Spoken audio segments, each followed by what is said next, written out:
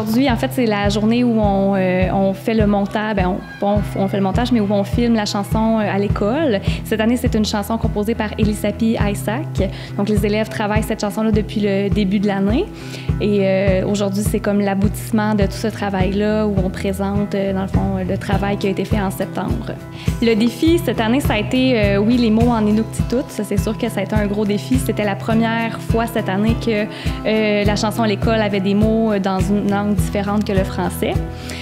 Donc ça a été un défi. Puis ce qui a été aussi un défi, c'est de reprendre le violon là, après l'avoir laissé de côté pour l'été, là, pour les élèves. Puis de recommencer avec le violon puis essayer d'en placer un petit peu dans la chanson. Ça a été notre défi cette année, mais les élèves ont travaillé très fort, ça s'est bien passé. Dans la chanson, c'est sûr qu'il y a un côté vraiment environnemental, il y a un côté aussi d'acceptation des différences et de respect des différences. On fait prendre conscience aux élèves qu'ils sont tous différents, mais que chacun a ses qualités, chacun a des valeurs et qu'on doit accepter tout le monde, on doit accepter les différences. Je dirais aussi qu'il y a un message un peu environnemental dans la chanson d'Elisapi cette année.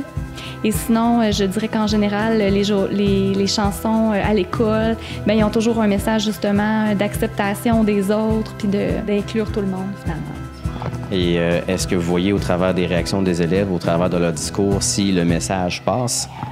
On a la chance d'accueillir un nouvel élève là, justement la semaine prochaine. L'élève est venu visiter l'école et j'ai vraiment vu la différence. Là. Les élèves étaient plus portés à aller accueillir le nouvel élève parce que justement ils savent que c'est difficile de changer d'école. On a beaucoup parlé avec la chanson d'Elisapi qu'elle est allée dans une école francophone à partir de la 3e année.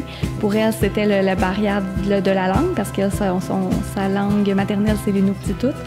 Fait qu'on a beaucoup parlé de ça. Je pense que les élèves sont plus conscientisés au fait d'arriver dans une nouvelle école puis de connaître personne. Fait que oui, je pense que ça a apporté du positif.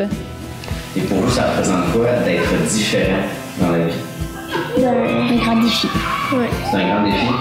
Est-ce que c'est important d'être différent? Oui.